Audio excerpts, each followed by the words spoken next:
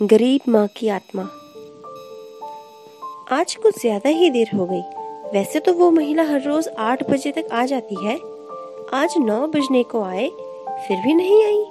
बिना उसके आए दुकान बंद भी तो नहीं कर सकता।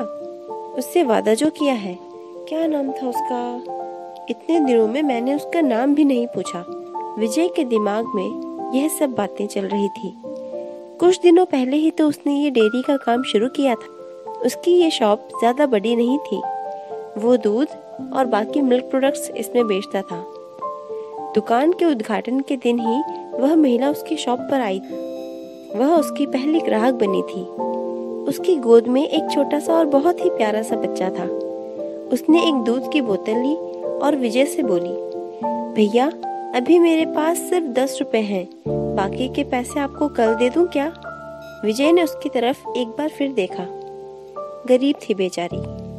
गले में मंगलसूत्र नहीं, माथे पर सिंदूर नहीं, शायद विधवा थी बेचारी। विजय ने अंदाजा लगाया। पुरानी मैली साड़ी जो कई जगहों से रफू की हुई थी, माथे से पसीना बह रहा था। फिर उसकी नजर उस छोटे बच्चे पर गई जिसके मैले से चेहरे पर एक मासूम मुस्कुराहट थी और उसके छोटे छोटे 2 दांत उस मुस्कुराहट को 4 चांद लगा रहे थे। विजय ने उस महिला की तरफ देखा और बोला, कोई बात नहीं बहन, आप मुझे बाद में पैसे दे देना। बड़ी धन्यवाद की नजरों के साथ महिला ने विजय की तरफ देखा और बोली, भैया मैं आपको कल पैसे जरूर दे दूंगी। यहीं पास ही में उस दूसरी गली में छोटा सा घर है, मैं वहीं रहती हूँ। कोई बात नहीं बहन, कल पैसे न हो तो भी चलेगा, जब आपके पास होंगे तब दे देना, विजय ने मुस्कुराते हुए कहा। फिर वह महिला वहां से चली गई। अगले दिन वह महिला पैसे लेकर दुकान पर आई और पैसे विजय को देने लगी। विजय ने पैसे लेने से मना करते हुए बोला, नहीं बहन, मैं ये पैसे नहीं ले सकता, क्योंकि कल तुमने मेरी बोहनी करवाई थी और कल मुझे 2500 रुपए का फायदा हुआ। तुम मेरे लिए बहुत लकी साबित हुई हो, इसलिए मैं यह पैसे नहीं ले सकता। विजय की यह बात सुनकर उस महिला को बहुत ज्यादा खुशी हुई, क्योंकि इतने सालों बाद किसी ने पहली बार उसको लकी कहा था। वरना पति की मौत के बाद तो उसके ससुराल वालों ने उसे गालियां देकर और उल्टा सीधा कहकर घर से ही निकाल दिया था। भैया रात को कितने बजे तक आप यह दुकान खुली रखते हो? महिला ने विजय से पूछा। 8:30 बजे बंद कर देता हूँ बहन, विजय ने कहा। विजय का यह जवाब सुनकर महिला का चेहरा उदास हो गया।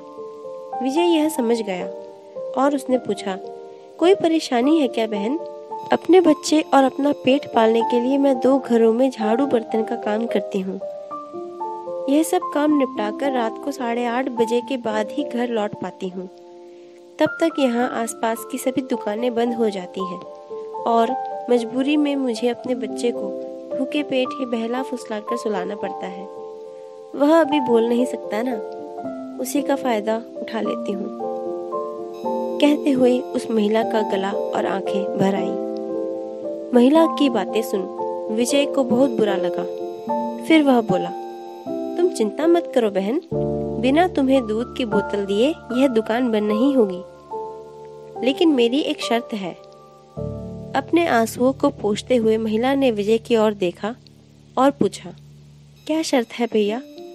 विजय बोला, आप मुझे दूध के पैसे नहीं देंगी। यह सुन उस महिला की आंखों से आंसू फिर छलक गए, लेकिन इस बार आंसू दुख के नहीं, खुशी के थे।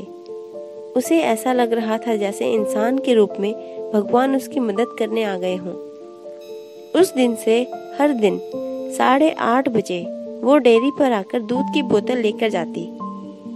ऐसे ही 4 महीने बीत गए और धीरे धीरे वह महिला बीमार होने लगी। ज्यादा काम और चिंता की वजह से उसका शरीर दिन पर दिन कमजोर होता जा रहा था।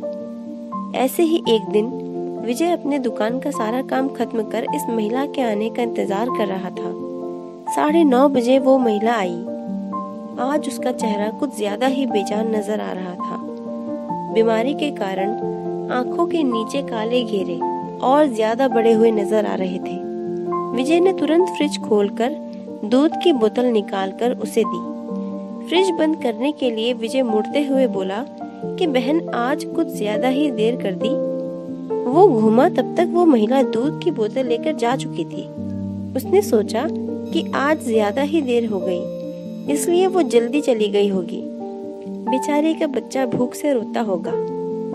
विजय ने दुकान बंद की और घर चला गया। अगले दिन ठीक 8:30 बजे वो महिला दुकान पर आई और आकर बिना कुछ बोले खड़ी हो गई।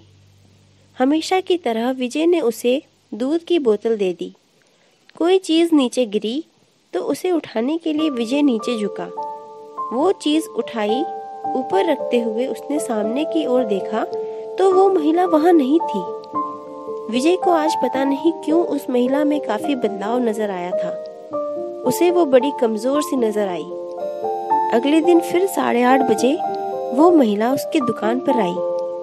आज विजय ने उसका चेहरा बड़ी गौर से देखा। उसका चेहरा सफेद पड़ चुका था, मानो उसके चेहरे का तेज पहले ही जा चुका हो। उसने सोचा कि बेचारी गरीब महिला करे भी तो क्या, ना किसी का सहारा है ना अच्छी आमदनी, जरूर पैसों की कमी की वजह से बीमार होते हुए अपने लिए दवाई भी नहीं कर पा रही होगी।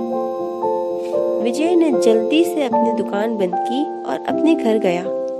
घर जाकर उसने ये सारी बातें अपनी पत्नी को बताई। उसकी पत्नी भी उसी की तरह ही दयालु स्वभाव की थी। उसे भी यह बात सुनकर दुख हुआ। वो विजय से बोली, ऐसा करते हैं, कल उस महिला के घर जाकर उसे किसी अच्छे डॉक्टर को दिखा देंगे। विजय को अपनी पत्नी की बात सुनकर उस पर गर्व हुआ, क्योंकि उसके विचार भी उसी की तरह दूसरों के प्रति परोपकार के थे। अगले दिन सुबह दोनों उस महिला के घर जाने को रवाना हुए। विजय को उसका पता अच्छे से याद था।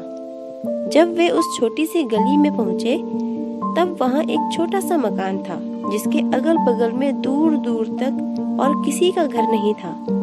जैसे जैसे वे उस घर की तरफ बढ़ते जा रहे थे, वहां एक बदबू और तेज होती जा रही थी।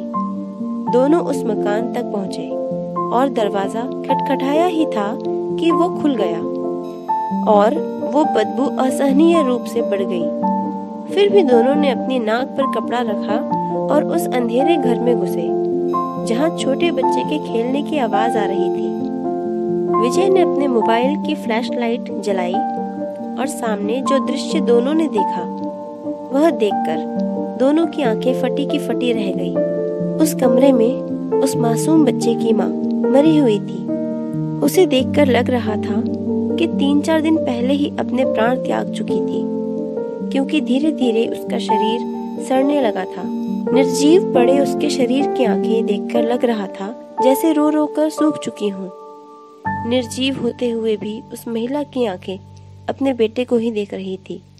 उसका मासूम सा बच्चा भी अपनी माँ की आंखों में देखकर खेल रहा था, मानो उसे लग रहा हो कि माँ उसके साथ खेल रही है और उसका पूरा ध्यान उसी पर है। वहीं पास में ही दूध की 4-5 खाली बोतलें पड़ी हुई थी। यह दृश्य देखकर विजय और उसकी पत्नी दोनों हैरान रह गए। दोनों के रोंगटे खड़े हो गए। विजय को अभी भी यकीन नहीं हो रहा था कि एक मरी हुई माँ अपने बच्चे के लिए उसकी दुकान से दूध लेकर जाती थी। विजय और उसकी पत्नी ने उस महिला का अंतिम संस्कार किया और उस बच्चे को विजय ने अपनी पत्नी के गोद में दे दिया। उसने भी उस बच्चे को बड़े प्यार से लिया और दोनों ने उस बच्चे को गोद ले लिया। विजय को अपनी पूरी जिंदगी यह एहसास रहा कि उस बच्चे की माँ अभी भी उसके साथ है और उसको देख रही है। दोस्तों, कहानी पसंद आई हो तो वीडियो को ज़रूर लाइक करें और मेरे चैनल को सब्सक्राइब करें। कहानी पूरी सुनने के लिए धन्यवाद।